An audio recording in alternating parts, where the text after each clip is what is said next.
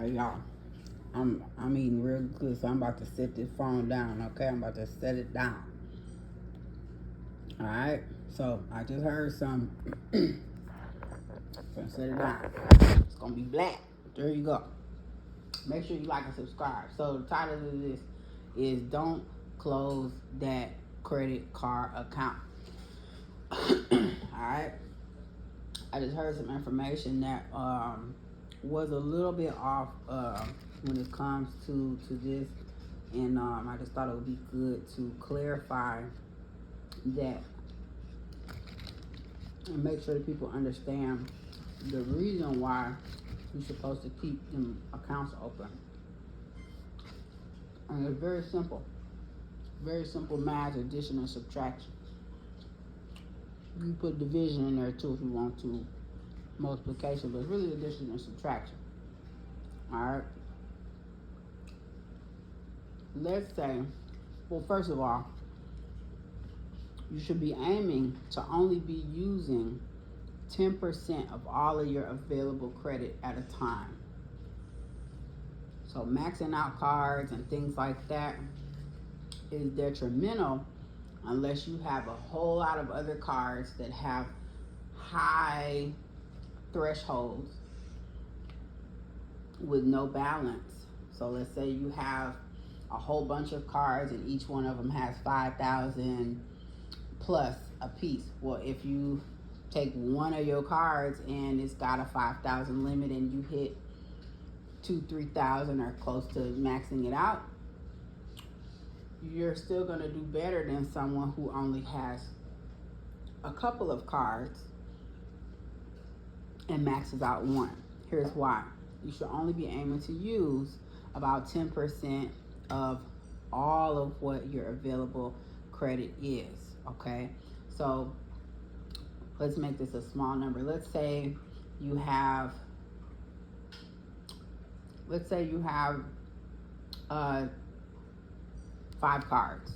Okay, and for those 5 cards, they all total up to 10,000 of available credit usage. That means that in order for your credit usage percentage to stay in a good range, which is, under 10% of your credit usage, or 10% or under, in order for that portion of how your credit score is calculated by FICO, you should only be using about 1,000 of that. So let's say out of these different cards, maybe one has a $3,000 limit, one of them has a $2,000 limit, and the other ones each have $1,000 limit or something. Let's see. You got 5 cards. Yeah, one has a $3,000 limit, one has a $2,000 limit. That's 5. Then the other 3, let's say, one got $1,000 limit, and then the other 2 both have $2,000 limits. I don't know. However that you want to put it, you only can use 1,000 before it starts to seem a little detrimental, because according to them, it's like you're depending on, or you're relying on the usage of that credit. So that tells companies that you may have an inability to pay something back because of your credit, especially if your income is not so much to where your debt to your income ratio is out of whack. Okay, so let's say you like the average American, you making 50,000, maybe a little less, maybe slightly more, but you have this amount of credit cards, all right, or this amount of credit usage available to you. If let's say you pay off that first card, that 3,000, the biggest amount, great, awesome, you paid it off, and then you close that card out. Now you only have 7,000 available of credit for you to use. That means if you go in to use any other credit, you go to swipe and you got a trip, you got anything, Once you hit over $700 or 10% of that, of you swiping and using your credit card, then that begins to increase how much you're using. That increases your credit usage, and you have decreased the amount of credit that's available to you. So that is why you don't want to close out credit cards. Keep them open, because the only way that I would say it makes sense to not keep it open and to close it out is if it has an annual fee that's kind of high. Now, if that annual fee is, $20, $30, $40, it might be worth it to go and keep it open, especially if there's a high limit available there for you.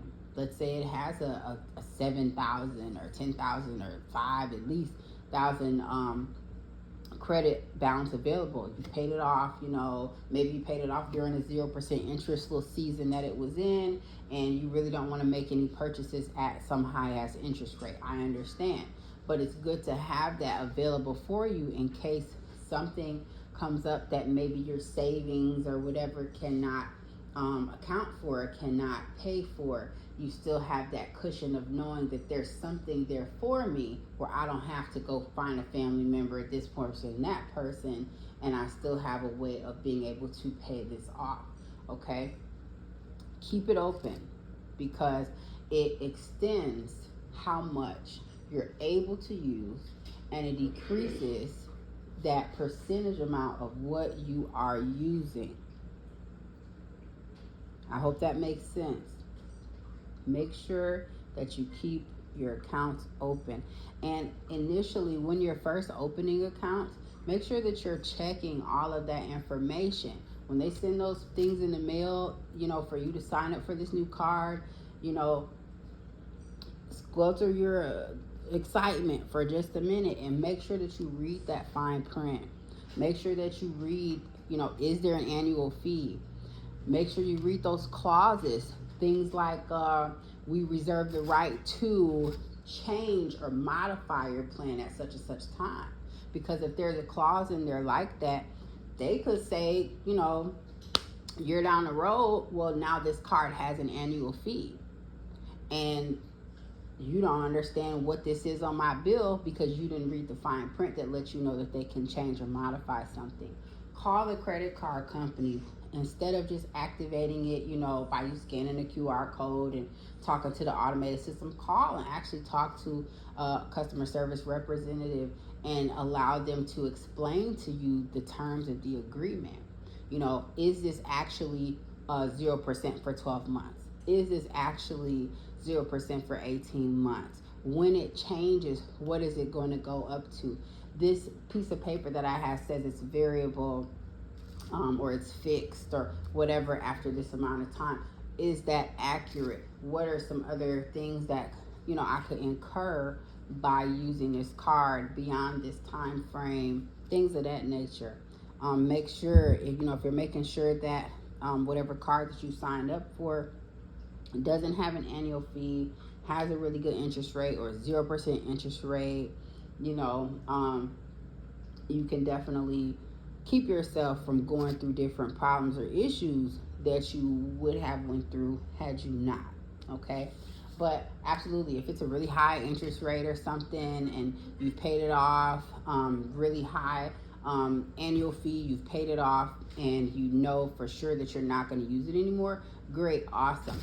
Just make sure that in the coming time, in the coming months, that you have enough actual liquid savings, or you have another card or something that you're about to get or something like that, that's going to maximize how much credit you have available to you.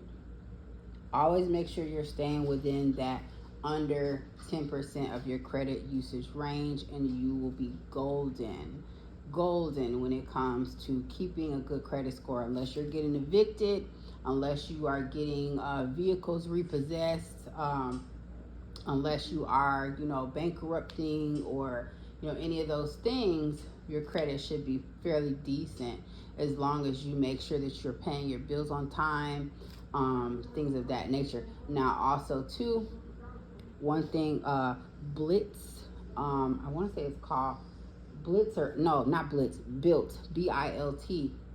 It's a great card for you to get if you're landlord, and talk with your your landlord about this.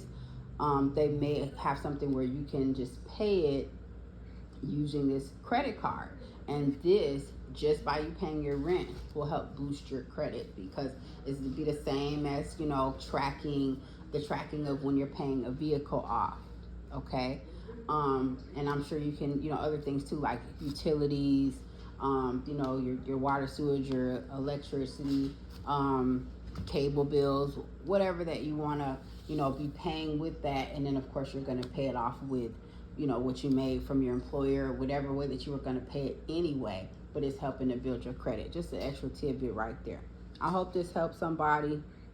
Re-listen to it if you need to. I'm about to get on into this chicken. All right, y'all have a wonderful, beautiful, blessed day. Like and subscribe. Free game. Toodles.